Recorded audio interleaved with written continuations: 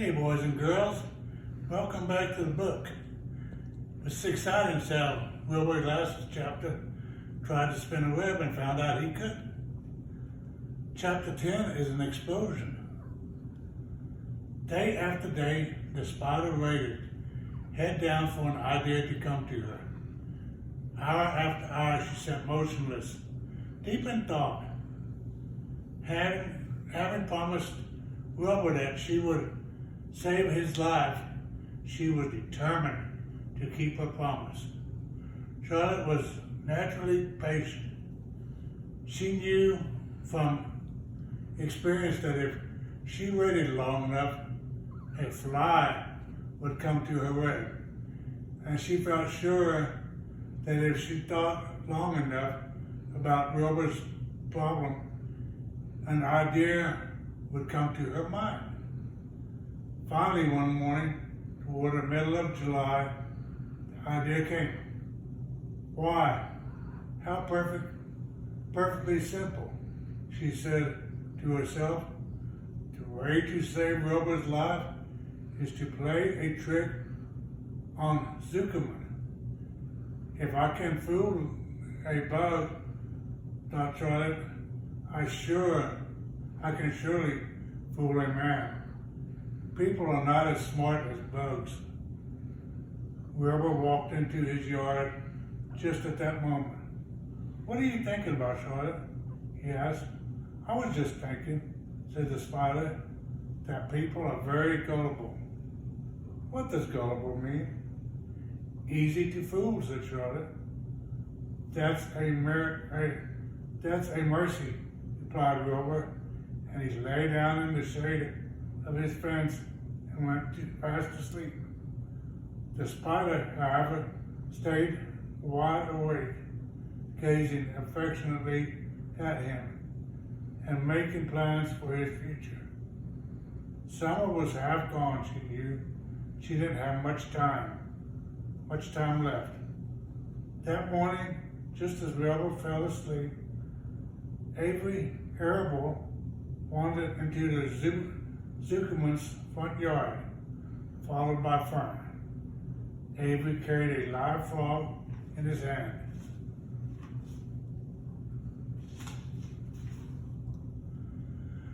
Fern had a crown of daisies on her head. The children ran for the kitchen, just in time for a piece of blueberry pie, said Mrs. Zuckerman. Look at my frog, said Avery, placing the frog on the drain board and holding out his handful of pie. Take that thing out of here, said Mrs. Zuckerman. He's hot, said Fern. He's almost dead, that frog. He is not, said Avery. He lets me scratch him between the eyes. The frog jumped and landed in Mrs. Zuckerman's dishpan, full of soapy water. You getting your pie? On you, said Fern. Can I look for eggs in the henhouse and eat it? Run outdoors, both of you, and don't bother the hens. It's getting all over everything, shouted Fern. His pie is all over his front. Come on, frog, cried Avery. He stopped. He scooped up his frog. The frog kicked, splashing soapy water onto the blueberry pie. Another crisis gone, Fern. Let's swing in the stream, said Avery. The children ran to the barn. Mr. Zuckerman had the best swing in the country. It was a single long piece of heavy rope tied to the beam over the north doorway. At the bottom end of the rope was a long, fat knot to sit on. It was arranged so that you could swing without being pushed. You climbed the ladder to the hayloft. Then, holding the rope, you stood at the edge and looked down. and were scared and dizzy. Then you straddled the knot so that it acted as a seat. Then you put up all your nerve, took a deep breath, and jumped. For a second you seemed to be falling to the barn floor, far below, but then suddenly the rope would begin to catch you, and you would sail through the barn door, going a mile a minute, with this wind whistling on your eyes and ears and hair. Then you would zoom upward into the sky and look up at the clouds, and the rope would twist, and you would twist and turn with the rope. Then you would drop down, down, down, out of the sky, and come sailing back into the barn, almost into the hayloft. Then sail out again. Not quite so far this time. Then in again. Not quite so high. Then out again. Then in again. Then out. Then in. And then you jump off and fall down and let somebody else try it. Mothers for miles around worried about Zuckerman's string. They feared some children would fall off, but no child ever did. Children almost always hanging onto things tighter than the parents think they do. Avery put the frog in his pocket and climbed to the hayloft. The last time I swung in this thing, I almost crashed into the barn swallow. He yelled. Take that frog out, ordered Fern. Avery straddled the rope and jumped. He sailed out the board, frog and all, and into the sky, frog and all. Then he sailed back into the barn. Your tongue is purple, screamed Fern. So is yours, cried Avery, setting out again with the frog. I have hay inside my dress. It itches, called Fern. Scratch it, yelled Avery as he sailed back. It's my turn, said Fern. Jump off. Fern's got the itch, sang Avery. When he jumped off, he threw the swing up to his sister. She shut her eyes tight and jumped. She felt the dizzy drop, then the supporting lift of the swing. When she opened her eyes, she was looking up into the blue sky and was about to fly back through the door. They took turns for an hour. When the children grew tired of swinging, they went down toward the pasture and picked wild raspberries and ate them. Their tongues turned from purple to red. Fern bit into the raspberry that had a bad tasting bug inside it and got discouraged. Avery found an empty candy box and put his frog in it. The frog seemed tired after the morning in the swing. The children walked slowly up toward the barn. They too were tired and hardly had energy enough to walk. Let's build a tree house, suggested Avery. I want to live in a tree with my frog. I'm going to visit Wilbur, Fern announced. They climbed the fence into the lane and walked lazily toward the pig pen. Wilbur heard them coming and got up. Avery noticed a spider there, and coming closer, he saw Charlotte. I'm delighted that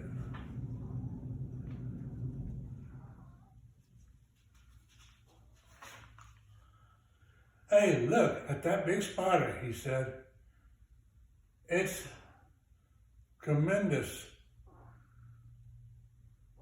Leave it alone, commanded Fern. You've got a frog, isn't that enough? That's a fine spider. I'm going to capture it, said Avery. He took the cover off the candy box. Then he picked up a stick I'm going to knock that old spider into the box, he said.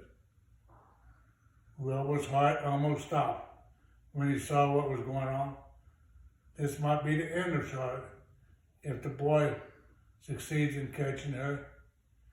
You stop it, Avery, cried Fern. Avery put one leg over the fence of the pig pen. He was just about to raise his stick to hit Charlotte when he lost his balance. He swayed and toppled and landed on the edge of Wilbur's trough. The trough tipped up and then came down with a slap. The goose egg was right underneath. There was a dull explosion as the egg broke, and then a horrible smell. Fern screamed. Avery jumped to his feet. The air was filled with a terrible gas and smells from the rotten egg. Templeton, who had been resting in his house, scurried away into the barn. Good night, screamed Avery. Good night. What a stink. Let's get out of here. Fern was crying. She held her nose and ran toward the house. Avery ran after her, holding his nose. Charlotte felt greatly relieved to see him go. It had been a narrow escape. Later on that morning, the animals came up from the pasture.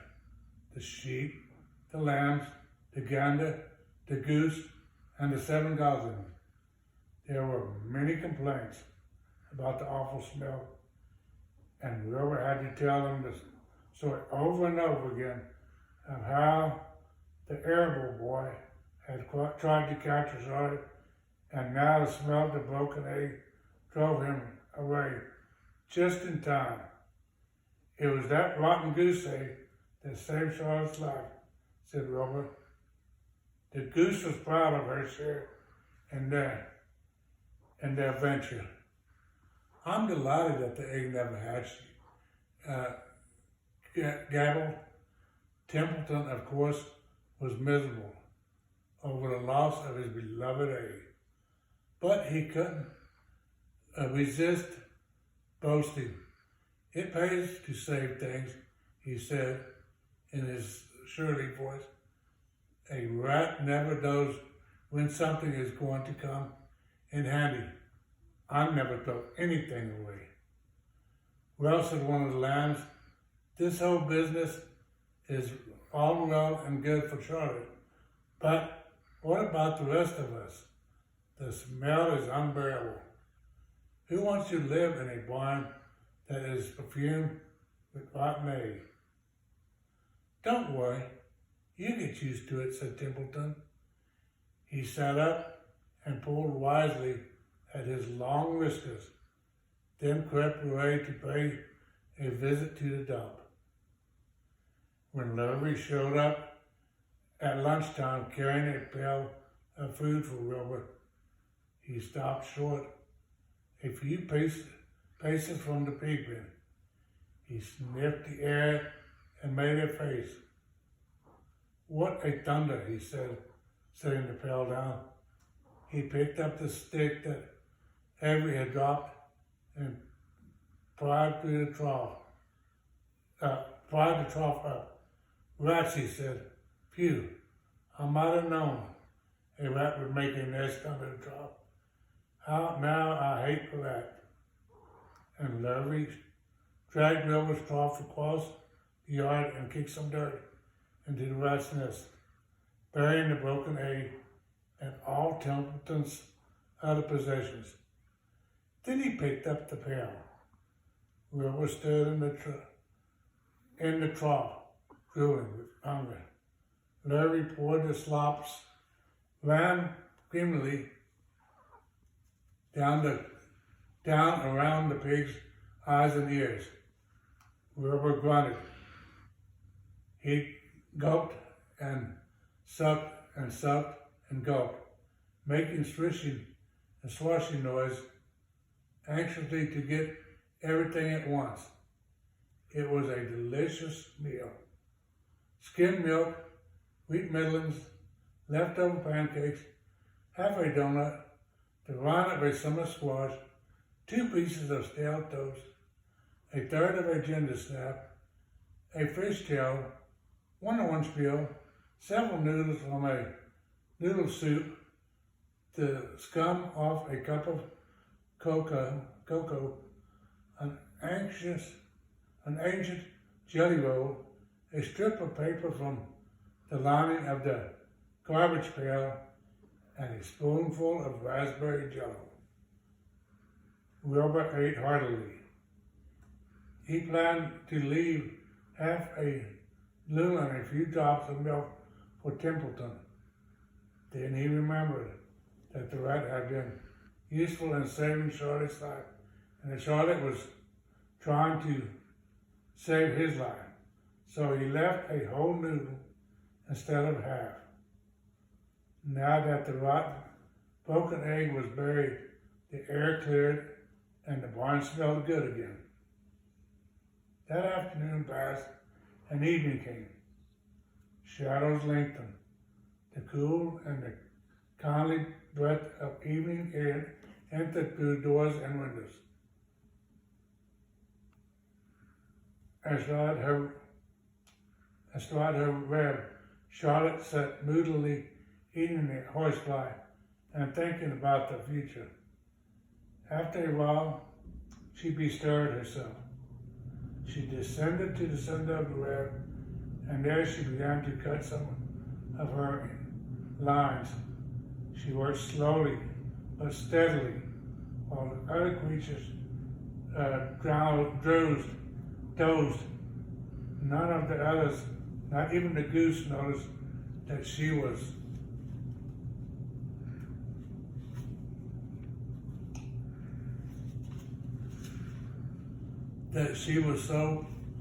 she was at work.